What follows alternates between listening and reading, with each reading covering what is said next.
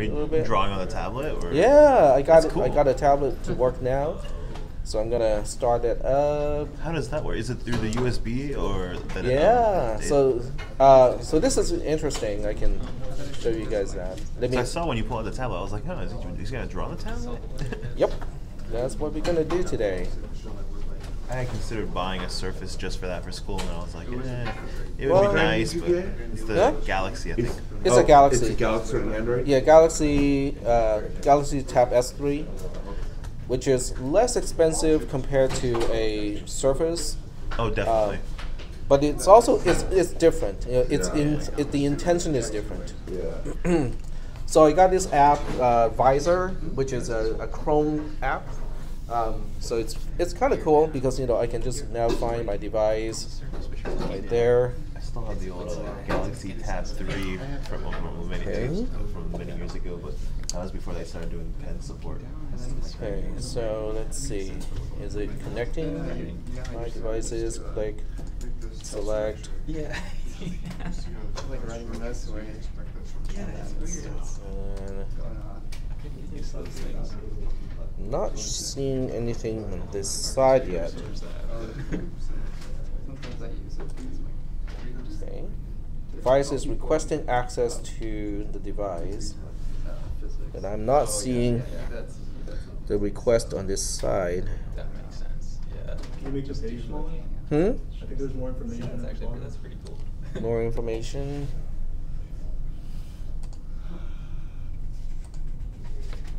Not from here. Status, login, nope. Is this like a network connection or? Yeah, I I- wonder if that was Bluetooth or. No, it's a USB. Oh. So it's done by USB. It knows the device is here. It's just that on this side, it is not.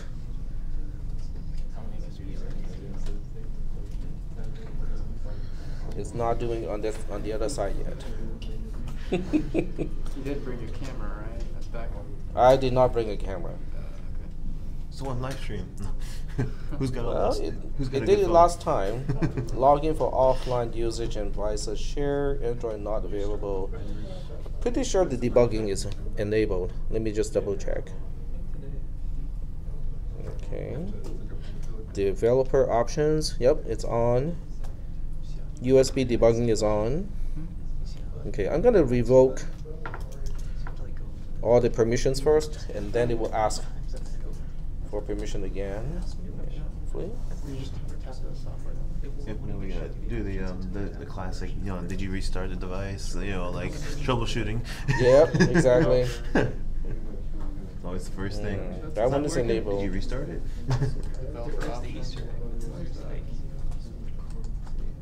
Especially those who never turn off the devices, like computers. Okay, I can always unplug the cable and then plug it back in. I know with my luck, sometimes it's the hub itself that messes up.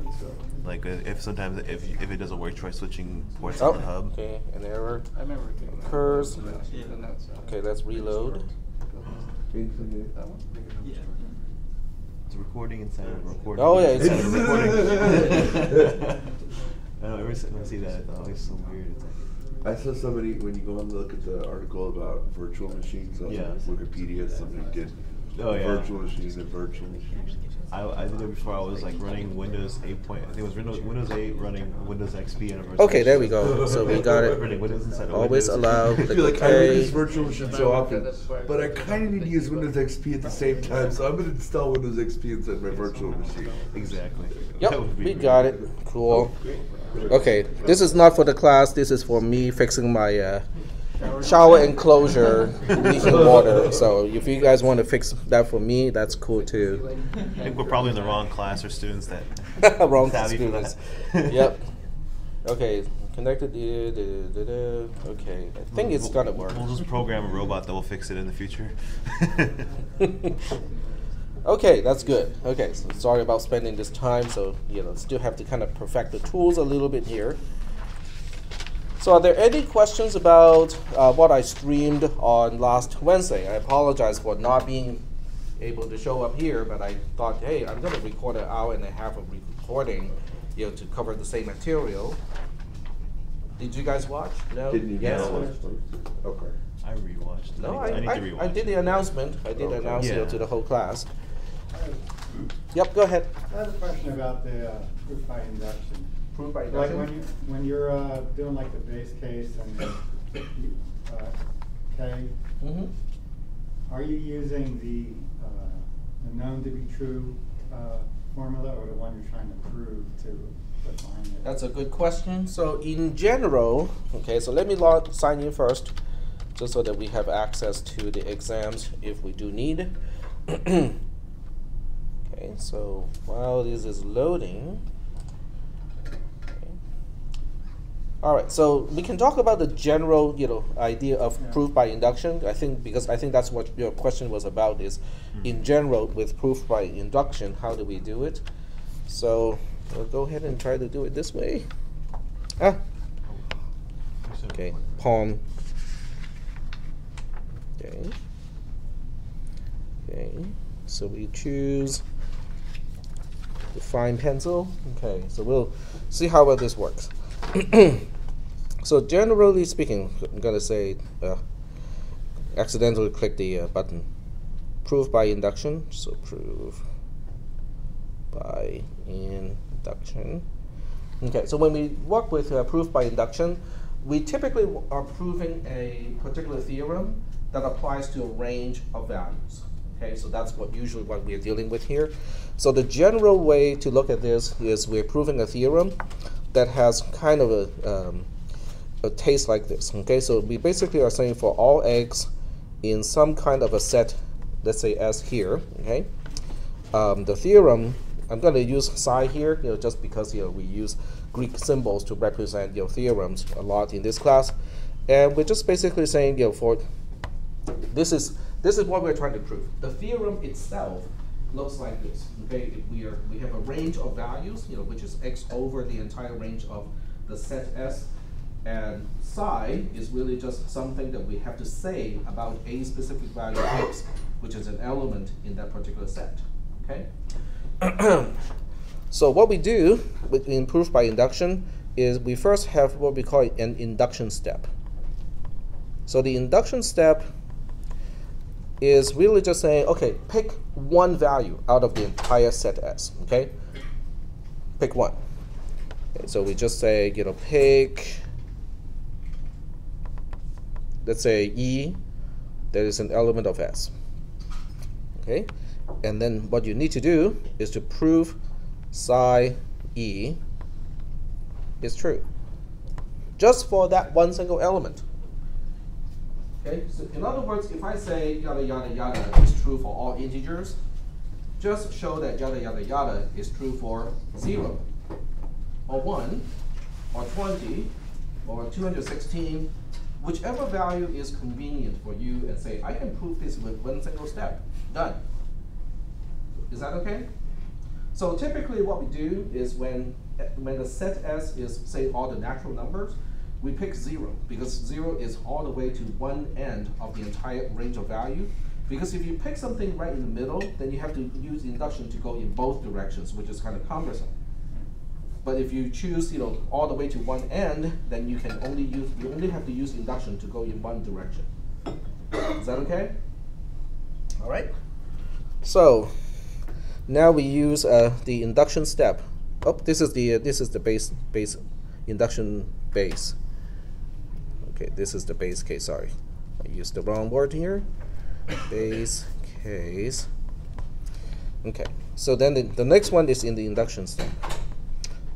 Induction step. So the induction step is the interesting one because in the induction step we first make an assumption. Okay, we basically say assume psi k is true, and you don't have to know what the k is. Okay, all you need to know is k is an element of S. But you don't specify which k. You just say assume we know that this theorem psi is known to be true for element k in the set where this whole thing is supposed to be true for every single element. Is that okay? Then we basically say use this assumption to prove that psi of k plus 1 is true. Now, this is typically what we do is k plus 1, but occasionally you also want to work with k minus 1 if you need to go in both directions. So this depends on whether you're picking, okay, if S is the set of all integers and you choose E to be 0, then you need k plus 1 and k minus 1. You need to have two sub-steps in your induction step.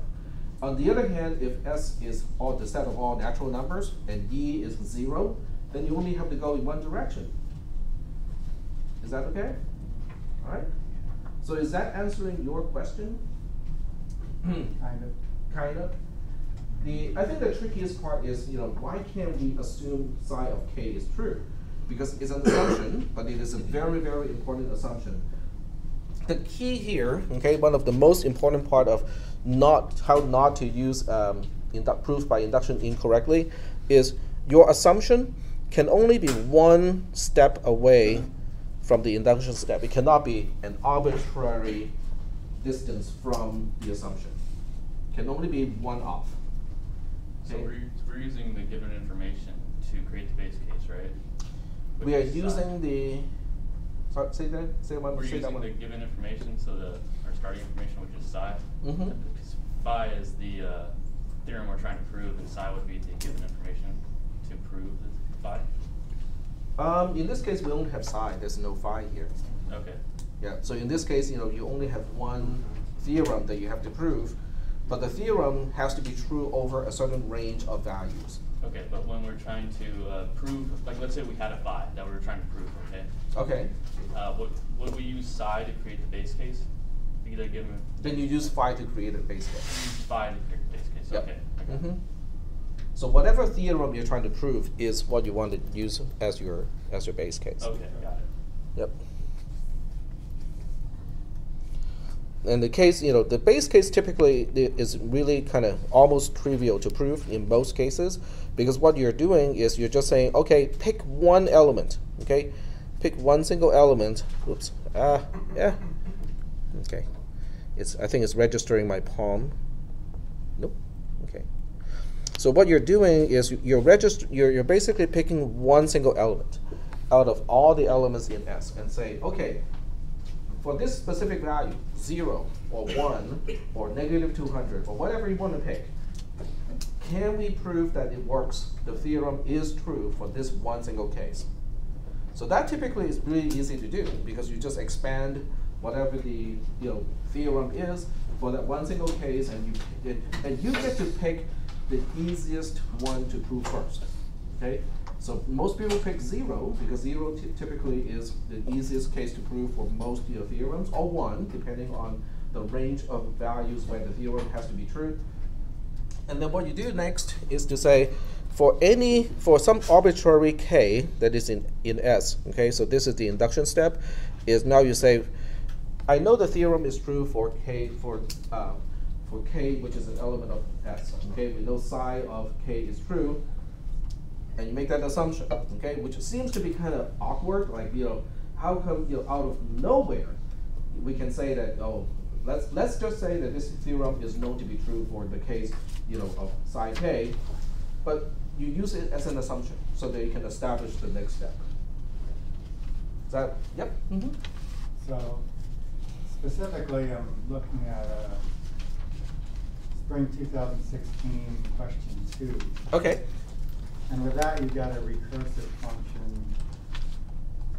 And it's kind of like, how do you make that equal to 0? So are we looking at spring 16 exam 2? Yeah. Okay. So I just want to confirm this is the correct one. Question number 2. Or it's just saying f of 0 equals 0. It's like giving you that. You mean this one?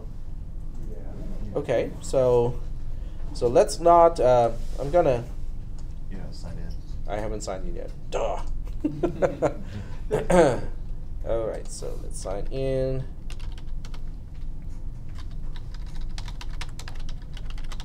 I don't let my browser remember my password, because if I do, I will never remember the password myself anymore.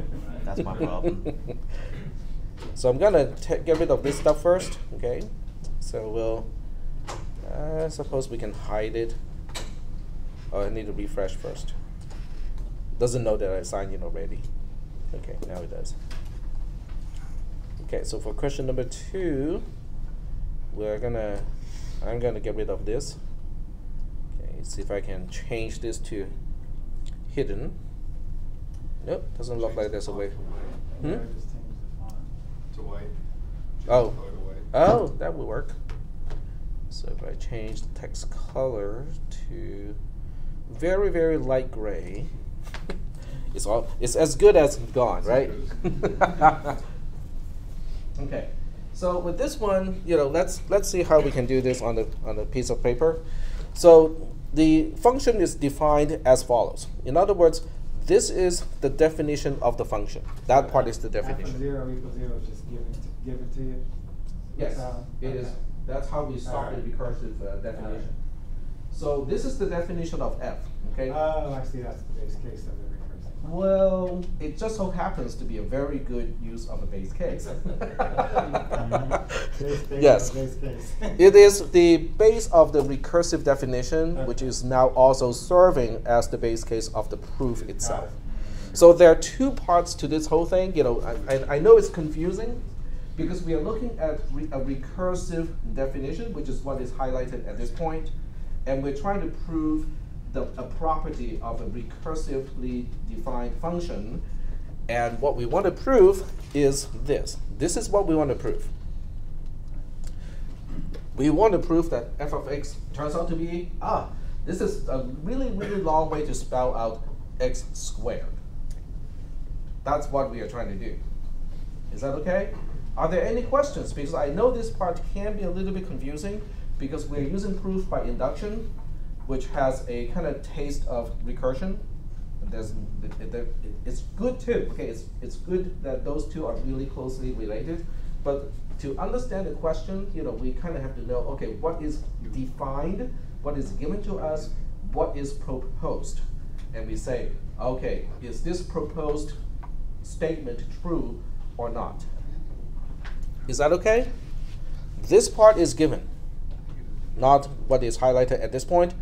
This part is given to you. We know this, okay? Tech told me that this is true. I do not question that, okay? This is how f is actually defined. And then somebody worked out a few cases of using this definition and go like, Tech, isn't there an easier way to say this? It seems to me that f of x is really just x squared. And then I go back to that person and go like, maybe, prove it to me. Yep, go ahead.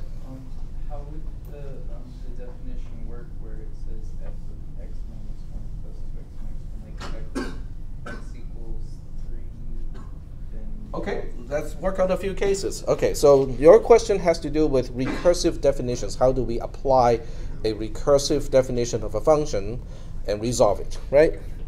Okay, so I'm going to start a new page here, and I need to copy the whole thing first because otherwise I won't be able to remember. Oh, wrong color. Okay. So f of 0 is defined to be 0.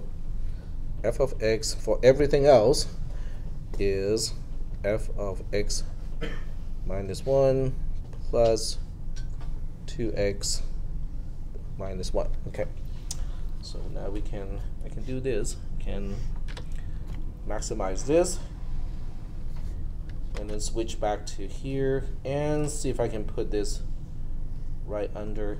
I guess it works. Okay. All right. Okay. All right. So this is the definition. Okay. This is DEFN. This is definition. In other words, we're not questioning this. This is told to you already. So the first thing from what you just asked, you're saying, okay, how do we know what is f of 3? Okay. Does 3 equal to 0? No. So that means we cannot use. That means we cannot use the base of the recursive definition. We have to use this one now. So now we say it is f of 2 plus 2 times 3 minus 1. Is that okay? You're just expanding it. Then you go like, But what is f of 2? Well, is 2 equal to 0? Is 2 0? 2 and 0 are different things. Okay, we cannot apply the base of the recursive definition. So we ask, what is f of 2? It is f of 1 plus 2 of 2 minus 1. And then we ask, what is f of 1? F of 1 is not 0. So f of 1 is f of 0 plus 2 times 1 minus 1. Is that okay? Then we ask, what is f of 0? Ah, this one we know. It is by definition just 0. Okay, so we plug this in. Okay, we plug this part back into here.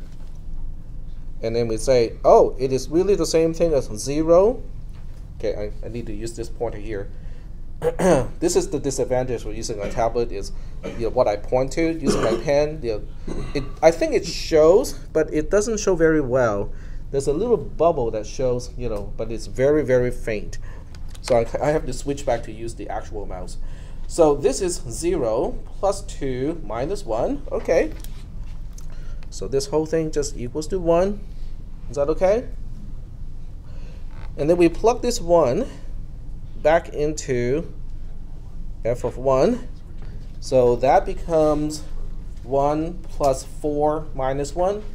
1 plus 4 is 5. 5 minus 1 is 4. And then we take this 4, and then we plug it back into f of 2. So this is 4 plus 6 minus 1, which is 9. And this is why somebody might say, hey, I'm suspecting f of x is really just x squared. F of 0 is 0 squared. Seems to work. F of 1 is 1 squared. Yep. 3 was your arbitrary k. Sorry? 3 was your k. No, there's no k at this point yet. I'm not proving anything. I'm just explaining how a recursive function definition works. You see what happens. Experimentation. I'm just empirically testing out, how this function works. Just test out like 3 steps. Okay? So, but somebody at this point will say, hey, I am suspecting. So the proposed theorem is f of x is in fact x squared. Not an unreasonable, observation. Because if you work this out to like f of 100, hey, it is still working. But does it mean f of 101 is going to work? We don't know. Okay, so we need to prove it. So how do we prove this? We use proof by induction. Okay, any type of recursive definition really lends itself to proof by induction because it's very easy to pick a base case now. What would you choose as a base case based on the definition of the function? This is the definition. 1. Why would you choose 1? Because then for f of x minus 1, I could use 0. But why don't you use 0 as your base case? Because if I used f of x equals f of x minus 1, then I'd have f of negative 1 on the right side of the equation. But that's applied to something else. Because remember there are 2 definitions. That's when it's not the base case. Yeah. When it's not the base case. So you prove the base case first, okay? Okay, so just go with me for a little bit, okay? We'll use the base case first, okay? We'll see whether we run into problems or not. Okay, so for the base case, we say, okay, let's see if, I better also show what is psi here. So psi of x, this whole thing is psi of x. The equality is what we are trying to prove. We are proposing that for all x as integers, or as natural numbers at least, f of x equals to x squared. Is that okay? So now we choose a base case and we say, okay, 0 is is an element of the z star, right? Which is called the non-negative integers. Okay, so we want to say, okay, does the theorem work when we choose 0? It's a question mark. Okay, is it true or is it false? Well, Let's plug in all the things and see whether it works or not. So we plug it in. So our question is f of 0. Does that equal to 0 squared? I intentionally leave out some space here. Okay, that's the question. Okay, the question. This question mark is asking, can we establish that equality? All right. Okay, so we go with the definition first. What is f of 0? F of 0 by definition is 0. Okay, f of 0 by definition is 0. So we can plug it back here and say, okay, we know what f of 0 is. It is just 0. Okay, and then we ask the next question. Is 0 the same? Okay, keep pointing to the wrong thing. Is 0 the same thing as 0 squared? Yep. Okay, so at this point you can say base case proven. That's it. Doesn't take long to prove the base case. Is that okay? So now we have to deal with the induction step. Okay, with the induction step, I'm gonna draw a border here because I want to keep everything on the same page. So now we have the induction step. Okay, so for the induction step, we say, let's make an assumption. Assume psi of k is true. What kind of k are we talking about? Any member of the set Z star is fine, including 0. Pick anything, doesn't really matter, because what we're concerned about is psi of k plus 1. Okay? I don't have a row sheet today, so you're good. We can do a head count. I can take a picture and let Google figure out who's here and who's not. That would be an awesome algorithm, right? Just take a picture and then have a Google facial recognition I'm to gonna actually get a creative see. comments tattoo just so I can check. And then people who are constantly absent, always absent, and have a friend here, will ask a friend to hold up a picture of that person and wave a little bit so that it seems alive, or have a little actuation thing, so the eye would actually blink. Fingerprints. And also heating elements, so that if I use a thermal imager, it will still show up correctly, right?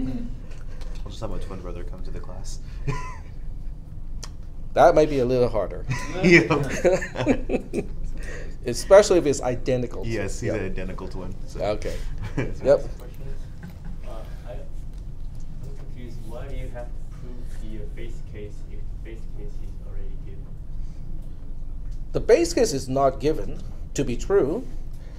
The base case, okay, so what is given you to be true is just this. But I have never said anything about 0 squared. Does 0 equal to 0 squared? I have to establish that. So Mm-hmm.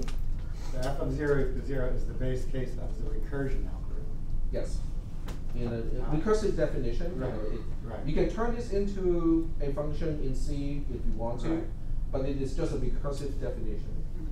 So f0 equals to 0 is a definition that is given to you.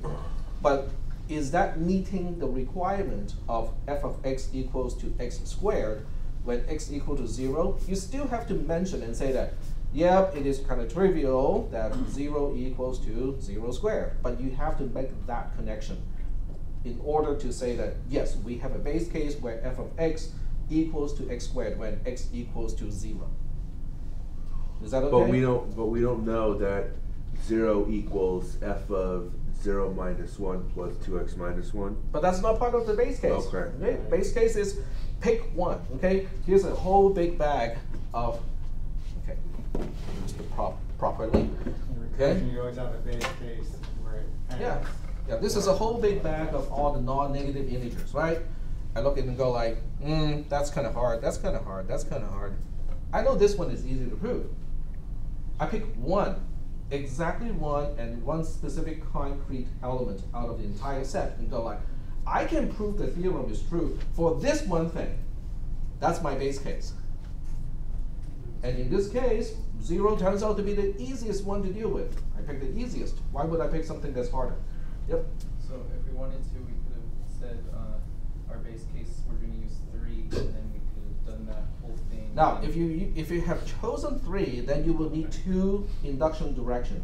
Because if you have chosen 3, then you also have to go back to 2, 1, and 0, which is the opposite direction of 4, 5, and 6. So why not choose the one where you only have to go in one single direction? Yeah, that'd be easy. Yep. But if we did choose 3, we could choose 3, get 9, and then say, is the number 9 equal to, if we plug 3 into psi, and then when we plug 3 into psi, we would get 9, and we'd say, yes, 9 came out in both functions. Then you have proven that one single case when x equals 3. Correct. Yep. Say you, I don't think you would, but say you gave us 3 instead, and since the original function only accepts integers that are positive, 0 wouldn't work, so we couldn't even work backwards. No, it's not. It's positive integers only for the non base of the recursive definition. Yeah, but say we didn't have base of 0. Say we didn't have 0, we wouldn't be able to calculate. If you do not have this one, then you have a recursion that won't stop. Exactly. Yeah. Yeah. Then that would be kind of problematic. Yeah. Yeah. Okay. So are we still good at this point? Okay. So we're going to move on, and I'm going to have to kind of bring this up a little bit so that people in the back can see the entire thing. So now that we assume psi of k is true, which means we know the theorem is true. F of x equals to x squared is true when x equals k. That's what psi k is basically saying. So now we say, can we prove? Okay, the question is, can we, or how do we prove psi k plus 1? That's the question. Okay, that's the whole thing. The induction step. This part of the induction step is the most difficult part. Okay, this is the part where I cannot give you a generic, way of solving it because it depends on what the problem is. Okay, so we say, okay, let's check it out. So we first have to say, okay, what is psi k plus 1? Okay, we know what psi is, right? This is psi x. Okay, this is psi x over here, right? So we just say, okay, let's expand it. So now what we're really asking for is f k plus 1 the same thing as k plus 1 the whole thing squared. And I'll put a question mark here because we don't know. This is what I'm asking. Can you show me that f of k plus 1 is in fact k plus 1 squared? That's what I'm asking. So what do? Well, you typically, for anything like this, you expand k plus 1 based on its definition. You always start with something that you already know. Okay? The definition of f, you know already. The induction step assumption, you quote unquote know already. So you start with those. So using the definition, we say, well, do we have to worry about the 0 in this case? K itself can be 0, but if k itself is 0, k plus 1 cannot be 0, right? So we know for sure that we have to apply the non-base version of we have to use the recursive definition in this case. Is that okay? Not a very good time. That is the loudest electric car. It's not electric, that's why. I know. No, it's an electric car with a loudspeaker to pretend to be a 2-cycle. Yeah. I think that's what Teslas really need. Yep. So when they park next to a Porsche, they just need a loudspeaker facing outward to have that sound of an actual gasoline car. And also the transmission too. Don't forget, it'll go like, even though it's all electric, it's just continuous acceleration. Okay, so we know this time we have to use f of x minus 1, but since x is k plus 1, okay, I'm going to spell this out, k plus 1, the whole thing, minus 1, plus 2x, which is k plus 1, and then minus 1 at the very end. Is that okay? It's just based on the definition. I just plug in x equals to k plus 1 into the whole thing and expand it. The next step, okay, is to do the simplification. I might run out of time here, run out of space here just a little bit. So I'm going to try write a little bit smaller, and I'm going to expand things a little bit here. Is that okay? I'm just saying, oh, k plus 1, the whole thing minus 1 is really just k. And then 2 times the entire k plus 1 is 2k plus 2. Just expanding things a little bit. And then the next step is kind of crucial, because in the next step, we basically say, oh, I know what f of k is because of the assumption. So this is where the assumption comes in. Okay, so I'm going to use a different color here. And say this is where we make use of the induction assumption. I wish these electronic pen has the same clicker thing, like a multi-color pen thing. That would be super handy, because I can just click here and go like, switch color. So if Samsung is listening, this is what I want. That would be really cool. That would be totally awesome, right? Yeah. I think you can do it with Microsoft, like OneNote. You can click on the pen itself and change color? No, I mean the software for OneNote.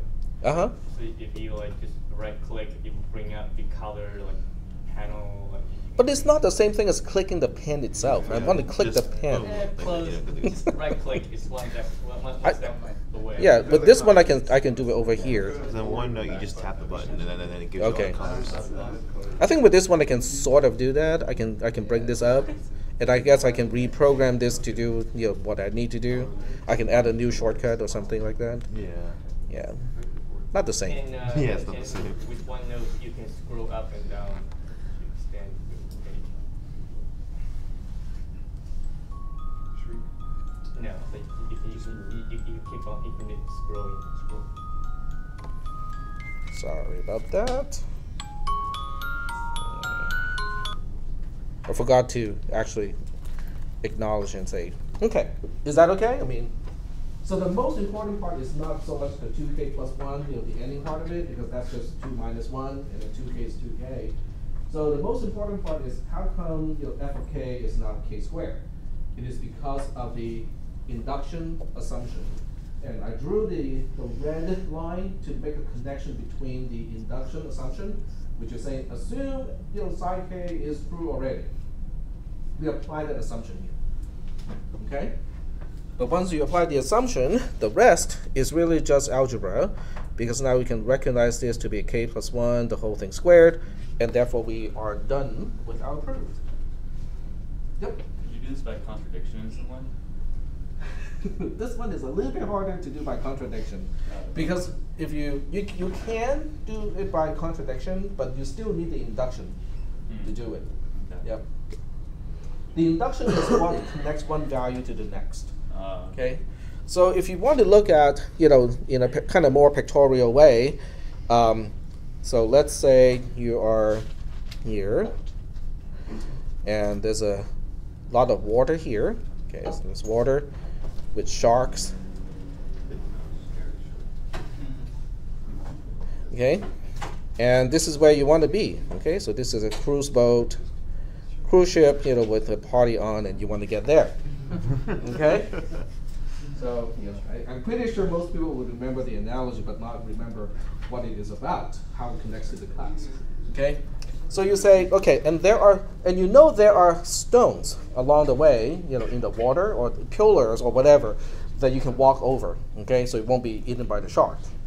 Okay, so there are stones, somewhere along the way. Okay, so but you want to make sure that you can actually walk across all these stones. Is that okay? And so that you can go from where you are to the cruise ship. Okay, that's your problem.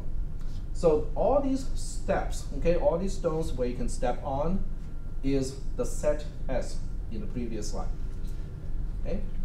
To connect you from where you are to where you want to go. So the base case is to say, can you take a first step? That's your base case. So if I were to use the same terminology as last time, this is your element E, which is a step you can take. And this one is reachable. Yep, I can step on this, not getting bitten or eaten by the shark. Is that okay? What about the induction step? So the induction step is a little bit more abstract, okay? The induction step is basically saying, okay, so I'm gonna erase many of these points here. Okay, get rid of eraser tool, get rid of all of these, like that. Okay, close. Okay, there we go. Okay, so the induction step is basically saying, okay, if I say that there is a step here, okay, can I show that there's another step right next to it? So I can go from this step so that I can walk across. Oops. Oh, I cannot draw. Okay, so I think.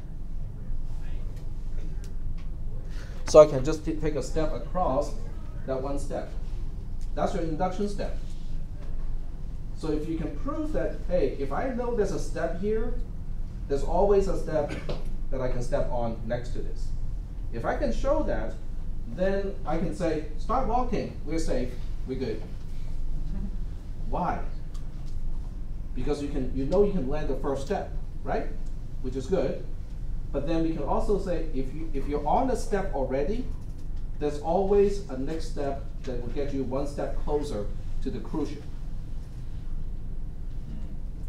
Is that okay? So it's a little bit abstract because it relies on that assumption that if you're on a step already, there's always another step within one step's distance away. So using these, now we can say, so the argument is basically saying, oh, okay, so that means I can go from E to E plus 1, and then from E plus 1 to E plus 2, and so on. So that's the whole idea is, once you have the induction step, then you can extend this bridge, or not bridge, but you can extend this path as far as you want. Because if you're on the step, there's always the next step that you can take. Is that making any sense?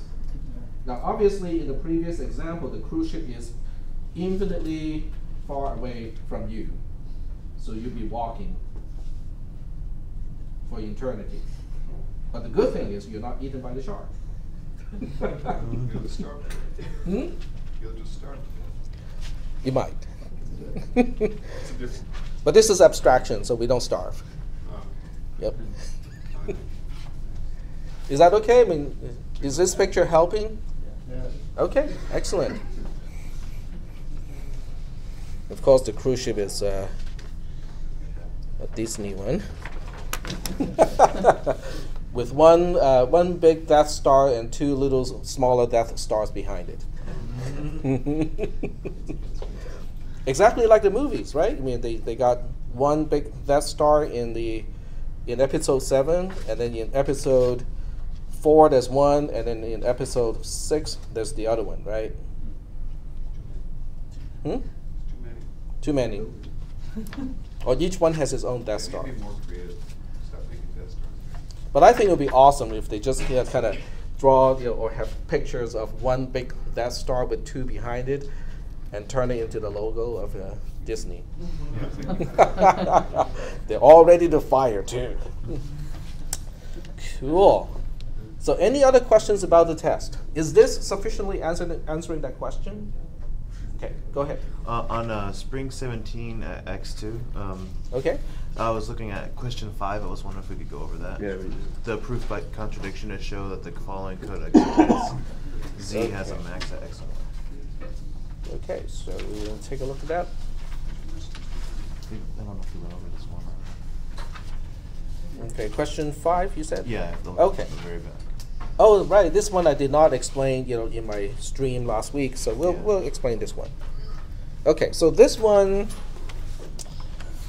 is kind of interesting because for this question is about how do you know an algorithm is working or not? Okay, and so in order to prove this one, okay, so the hint is you have to explore both paths to end the conditional statement. So you start off on line 1. how do you end up on line 9? That's the question. Then logically trace your way back to your line 1. So there are two paths. You start on line 9, you go through line 3, which is the then case, and then there's also the else case, which is on line 7. Your answer needs to show both paths lead to a contradiction if the theorem is negated. So the first part is, where's the theorem? What am I proposing that is true? Okay, so if you read the question, the first sentence, it says, use proof by contradiction to show that blah, blah, blah, blah, blah. That's your theorem. So the theorem says, when the following code executes, which you cannot change, z has the maximum of x and y. That is the theorem. Okay, so the theorem is that x has the maximum of x and y. Is that okay? All right. So I'm just going to write on the side here, z is the maximum xy here. I know you cannot see it because I'm copying. And then we have the code. Okay, so I think I got the code. All right, so when we switch back to this, we'll take a look at the code, but this time in a kind of more graphical way. So we start here, and then we have a way to make a decision. That's a conditional statement. One branch of the conditional statement can do one thing, the other branch can do something else, but both branches will merge back into one single point when we get out of the conditional statement. So the condition to decide which way to go is basically the condition that we saw early in the code. Is x less than y? If so, we go to this branch. If not, we go to the other branch. So this is a general way to look. It's basically a quasi flowchart. I know I'm not using a diamond where a diamond is, but it's basically a quasi flowchart, which I don't usually use in my classes. But when you're analyzing your code, it is really kind of helpful because it shows the paths that are possible. Okay, so in this case, we have z equals to y over here, and then we have z equals to x over here. This junction is actually where line 9 is. This is line 3, this is line 7, and this is line 1. Are we doing okay so far? Kind of looking at the code, but in terms of a picture. So the theorem, which I now use phi to represent, the theorem is z is the maximum of x and y. This is my theorem. Is that okay? I'm claiming, TAC claims that the algorithm is true, which means by line 9, phi is true. That's my claim. So we have to prove it by contradiction. So when you prove this by contradiction, then you have to say, maybe sometime, maybe for some really, really tricky test cases, phi is not true on line 9. That's the negation of the theorem. So when you prove by contradiction, then you start with, okay, not phi, the negation of the theorem. Okay, not phi is really kind of simple. It simply means that z does not equal to max xy. What's psi in this case? It's defined here. What we know to be true, what we think to be true. Yeah, that's the theorem that we are proving. Is that okay? So whatever symbol you want to use in your proof is fine as long as you define it locally and tell me what it means. You can reuse symbols, okay? You can use psi or phi for every single question as long as you tell me what it is. Okay, so I'm just reusing phi in this case. Yep. What does the triple equal sign mean? It's defined. It's equivalent to. I see. Yep. I don't want to use the equal symbol because the equal symbol is already used up to represent the value equality of the variables and stuff like that. So I just use the triple here. Equivalent. Okay. So now we say, how is that not possible? Well, let's figure out. So we now track down 931. Okay, so this is what you can also do. You basically just say, okay, when we go through the path 931, okay, on line 3, y and z are the same. This is an equality, not an assignment. Okay, I'm stating that because of line 3, y and z are the same. Is that okay? That's also why, when I explain something like this, I typically do not use single equal sign here. Typically what I do is I use something else to represent assignment, because this makes it very clear. Equals, is comparison, and then the left arrow means assignment. We are changing the left hand side to be the right hand side. But since I have not really introduced this notation in this class, that's why I kind of hesitated to use it. Okay, so on line 3, y equals 2, but how can we get to line 3? Okay, so you say, but to get to line 3, the condition has to be true, right? Okay, y is less than y, x is less than y has to be true. Okay, if x is less than y and y equals to z, or z equals to y, that makes z the maximum. But we are assuming that it is not, so now we have a contradiction. Is that kind of okay or not? Okay. Look at the other side because. Yep, but this contradicts that z is not the maximum of x and y. The fact that z and y have the same value, and the fact that x is also less than y, contradicts the fact, the assumption, the negated theorem, that z does not equal to the maximum of x and y. Is that okay? Yep. Is this the sort of format you're looking for in the test? Yep. Yep. But you can phrase it in different ways. But I'm looking for the chain of reasoning. Gotcha. Is okay, let's say this is not true, but how did we get here?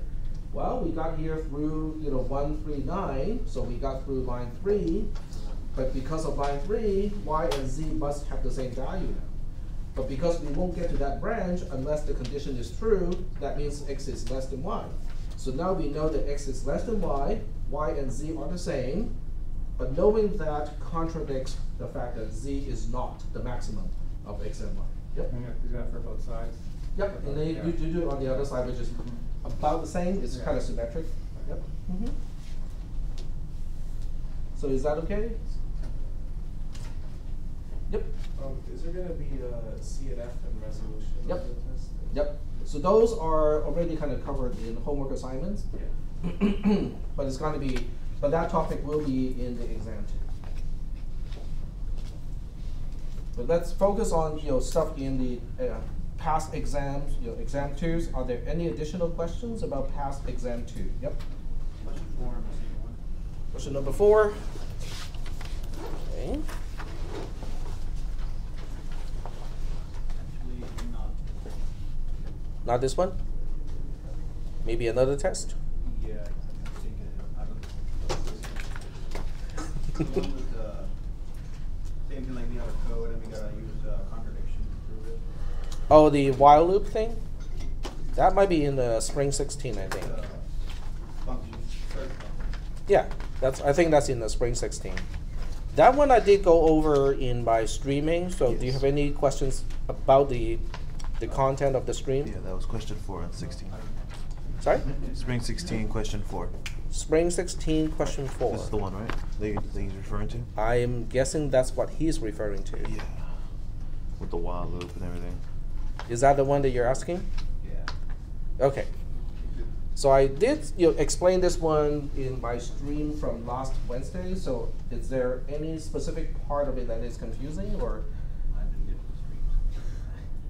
the streams. Well, you have to watch then. You have to watch the stream first. Okay. So with this one, I can just kind of describe, generally speaking, not only how to approach the question, but also why this is important. The answer to this one is basically an analysis process to make sure that we know an algorithm is correct. Okay, so why would, just as a broad question, not related to 440, as a broad question, why would you be interested in saying, I know this search algorithm is correct? Yep. So that you know you're not going to get errors. Correct. Now you can throw test cases as a program, right? Yeah. And say it works again, it works again, it works again. It doesn't guarantee the next test is going to work again, right? So you can throw dots as many times as you want, but not knowing what is the color behind the dartboard, you can never tell. Okay, is the next dot going to land on the green spot, behind the dartboard? Okay. But to analyze the program and say that, okay, by analysis we can show this program is always correct. Now that is useful because now you don't have to throw test cases at it anymore. So the answer is already kind of spelled out over here, and the discussion is actually recorded on Wednesday. So the question really is, first of all, you have to identify what is the algorithm, what is the theorem. So the theorem, okay, you can usually tell by the sentence, proof by contradiction that da da da da. So the theorem is basically from here to here. So in this case, the theorem is the algorithm, which you cannot change. Okay, so the theorem is not a part that you can negate. You can't really negate an algorithm. It's given to you. But you can negate the statement that I say about the algorithm. What I'm saying about the algorithm is that it returns non-zero if and only if there's at least one element in the array, A, which is a parameter, with the value of k, which is also a parameter to this particular function. That's my theorem, okay? So to be even more specific, the theorem is this part here. So what is the negation of the theorem? Well, the negation of the theorem is really just the logical negation of this entire thing. So what makes this one a little bit more complicated is because of the if and only if, which is here. So if and only if is a double barred thing, okay? So you have to say, okay, how do we negate something that is, if and only if? And this part explains that. So the bottom line is, if you negate A is A if and only if B, then the negated version looks like this. It's basically saying, okay, A and not B, or B and not A. What is A and what is B? You get to choose. You can basically say A is whatever is to the left-hand side of the if and only if. So that would be this part. Returning non-zero is A. What is B? Well, B is whatever is to the right-hand side of the if and only if. So that would make this entire thing B. So now you work with those combinations. Okay, you say, okay, let's say it is A and not B. And then you have to tell me why it is not possible. So for this particular question, the analysis really has to do with, if I know this is 0, what do I know? Well, if I know this is 0, I also know this is also 0, right? Because they're the same expression. There's nothing changing I in between, so we know that if the function is returning 0, we know that I is less than 0 in the loop. I is less than n is also false in the loop. Okay, but what is that telling you? Well, I is less than n is 0 or false means I is greater than or equal to n. Right? Why is that important? We know I start from 0, which is the first valid index into an array. Right? We know the only way that we can go through, we can increment or change I is to increment, which is the next, what the body is, right? So if an element with a value of k is actually in the array, we would have exited earlier. In order for us to exit when I, which is the index, is no longer valid in the array, we must not have seen k in all the iterations. which contradicts not B. Because we are basically saying B is, there's at least one element in array A with the value of k, but we just said that that's not possible because we exited with I is less than n being 0. So that's one part. The second part is to flip it. So you're basically saying A, okay, we are returning a non-zero value, but there's no element in array A having the value of k. How is that not possible? So you're basically saying this is true, this is non-zero. Now, if this is non-zero, how did we get out of the loop? Because this is non-zero, how can we possibly get out of the loop? Well, the condition of the loop is a conjunction, which means, hey, we got a second chance to get out of the loop. If the first condition is true, it's okay. The second condition can be false. So if I is less than n is true, and yet we got out of the loop, that means this condition has to be false. Is that making any sense? A bracket I does not equal to k is false. What is an easier way to say that? A bracket I is k. Oh, okay. Is I a valid index? I is less than n, and it starts off with 0, right? So I is a valid index. So A bracket I is in fact an element of A, and we are saying it equals to k. Hold on. Did we just, say that also there's no element, we negated B, which means there are no elements in A that has a value of k? That's a contradiction. Is that okay? But this is how you analyze or debug a program too. So when you debug a program, you say, okay, on this line, this is supposed to be true. Then you question it backwards, kind of using the same process. This is also, I know this is not 440 related, but this is also why you do not use break or go-tos. Because if you have break statements or go-to statements or continue statements, anything along that line, then you can no longer apply what we just did. You can no longer just look at the condition out of the loop in order to analyze what is happening in the code, because there are alternative ways to get out of the loop, which is also why we do not do a return inside the loop, nor a conditional statement, because a return is even worse. You're not just getting out of the loop, you're getting out of the entire function. Okay, when I say we, I would just say I, okay? I do not put a return inside a loop, nor a conditional statement, because I know there are other people who say, but that makes the code so much easier to write.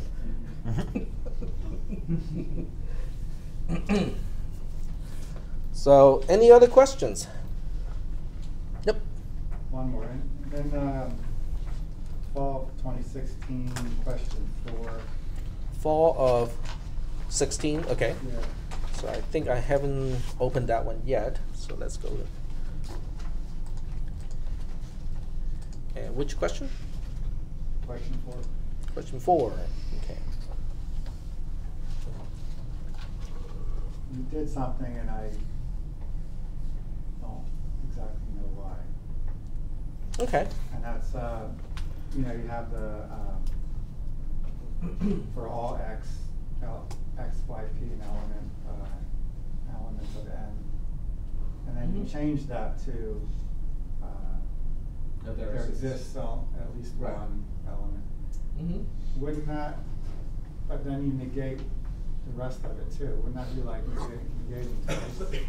Okay, so you're basically, are you talking about this part here? Yeah. Okay. Let's magnify a little bit so we can see a little bit better. Okay, so this one is saying the negation of the for all is the same thing as a there exists, but we put the negation in the inside. So you have to negate that plus the statement. Yeah, this negation applies to the entire for all x p of x. And this negation applies only to the predicate to x. So in other words, what this is saying, okay, are you asking about why these two expressions are the same, or they have the same? No, I understand that. Okay. It's just when you go like down, the negative theorem is that. Mm-hmm. So here, the theorem is given to you to be this entire thing, right? Mm-hmm. So when you negate, you're negating the outermost thing of this entire expression is the for all. So you're negating the for all x, y, p, blah, blah, blah, okay? So that's why we ended up with a there exist. Because this negation applies to the for all. But then why are you negating the p equals xy? We are negating the implication. This negation applies to the implication, which goes from here all the way ending, I think, right, so you haven't gotten rid of the implication yet. Right. Because the implication is a part of P. What P itself, in this case, is P equals to XY implies... Oh, no. Okay. Oh, okay. It's the parentheses? I think so, yeah. Oh, okay. Yeah, so I didn't make it very clear what P is. So in this case, P of X is basically, I should probably use equations to make it look nicer. So this whole thing is basically saying, big P of X. There's not just X here. In this case, there's, okay. XYP, I suppose. Okay, so we have 3 parameters. So P of that is really saying, P equals XY implies X squared is less than or equal to P or Y squared is less than or equal to P. Close, that's it. Is that okay? I think you're basically asking about this part. This is the missing part. Okay. All right, cool. So that's how we can make the connection down there, the negated theorem. Because given this is the entire theorem, when you negate this entire thing, and then you apply this thing here, so that means the negation of this entire the negation applied to this entire thing is a there exist. But inside the there exist, you're negating the predicate to XYP, and then you apply let's see, and then we apply De Morgan's law. We apply the definition of implication and stuff like that. Yeah, I think I just didn't see the negation at the for there exists at least one part. It was late at night. Okay. Well, this stuff is abstract, so that means it's sometimes it's kind of hard to. And I forgot that. Oh, okay. Okay, cool. Yep. So a few steps further, when you apply the negation to like x squared is less than or equal to p, is this supposed to get rid of the bar on the bottom, the or equal to? Say that you one go more time? from x squared is less than or equal to p to x squared is greater than p. From here to here? Yeah, is that always like how does the negation work with that? With the, this one has to do with we know x squared and p are integer values. Mm-hmm. So when x squared is not less than or equal to p, you know that x squared is greater than p. Okay. Yeah. So that's just a way to convert inequalities. Okay. Okay. What's that bottom part saying with the p? Which part? P equals x by x. Okay. So what this means is this part here, right? Yeah. Okay, so let's look at this entire conjunction. This entire thing is one big conjunction. What it's really saying is x equals to p equals xy, which is by definition. We know that is given to us. But by derivation of the negated theorem, we also know that x squared is greater than p. We also know that y squared is greater than p. But that's due to the negated theorem. Okay? In other words, this part is based on what is given to you, which is the definition of p. This part here is derived from the negated theorem. Is that okay? But together, they make problems. Because you can now square this entire thing, square both sides. So now you have p squared equals to xy, the whole thing squared, right? But xy, the whole thing squared, which is xy, you can just rearrange x and y because of the commutative property of multiplication. So you end with xy. Okay. P squared is xy times xy because p equals to xy. Is that okay? But when you rewrite pp from xy to xxy, then we also can say, oh, p squared is really just x squared times y squared, right? So we know p squared is x squared times y squared. So when you multiply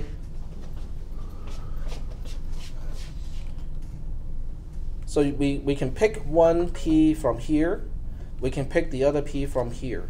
So then we can also say at the same time, pp is less than xxyy. But these two cannot be true at the same time because you cannot have an equality between two values and also have one value being less than the other value at the same time. And therefore we have a false, which is a contradiction.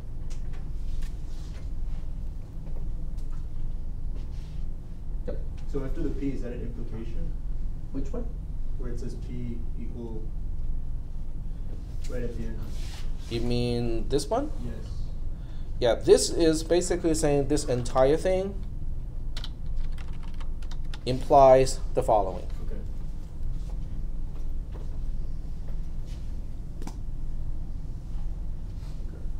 Is that okay? Okay, so, but do you guys understand the application of this particular theorem? Why it is useful? Okay, I want you to show me that 101 is a prime number.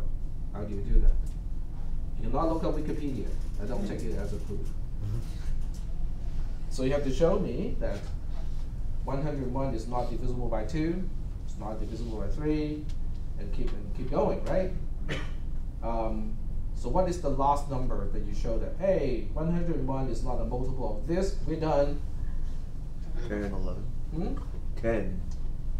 Not done yet. Oh, 101. 11. Oh. 11. By the time you can show that 101 is not divisible by any number from 2 to 11, we're done. What about 13? Isn't that possible too? Maybe 101 is a multiple of 13. No, it is not possible, because we have tested all the numbers that up to the square root of the value that we're dealing with. Close enough. Yeah, close enough to the square. 11 squared is 121, which is greater than the number that we are concerned with, and we can stop. And that's a big thing, because now you don't have to test 13, 17, 23, blah, blah, blah, blah, and so on. 19, and it's 19. Isn't there a way to do binary search? That's a way to do binary search. No, you can't really do binary search in this case, because you have to really exhaustively test every single prime number that is less than or equal to the square root of the number that you're concerned with. But it still helps to reduce a lot of values, right? Because you don't have to test all the way up to 101 itself. That's a lot of values. And the other one also has application. Okay, so let me switch back to my notes here and point out which one I'm talking about.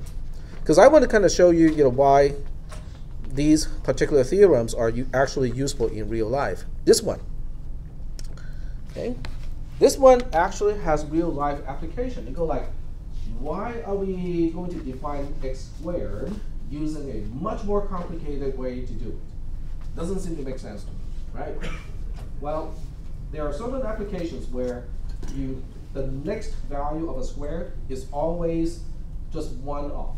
In other words, x is known to increment, okay? But you have to compute x squared to do certain other type of calculations.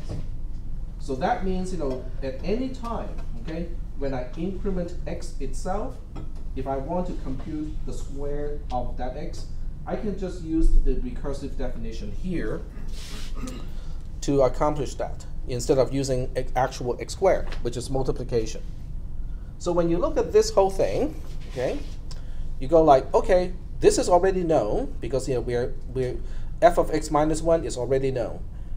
2x is sort of multiplication, but sort of not, because 2x is x plus x.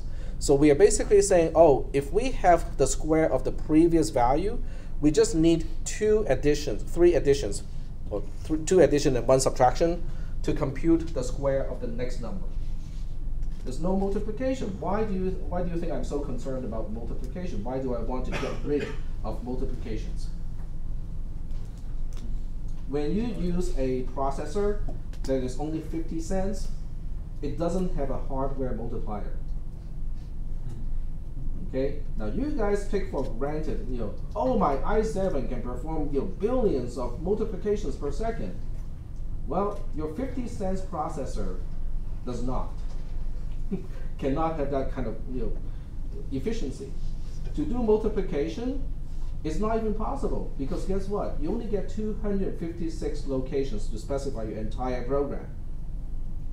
So anything you can do to optimize the calculations, you would do that. And this is one optimization that you can do so that you do not actually have to compute using multiplication to compute the square of a number that is guaranteed to just increment. And I applied this trick to like robotics, because we were using small processors that are very inexpensive.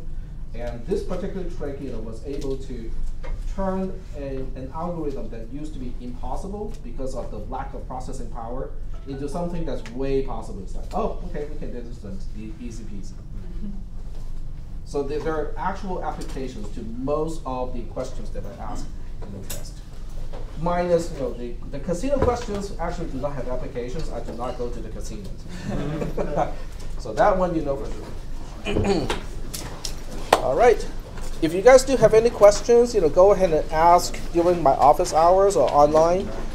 We are going to have the test on Wednesday, so make sure that you prepare for the test on Wednesday. We can bring notes. Open book, open notes, just like last time, as long as it is not electronic. Yep.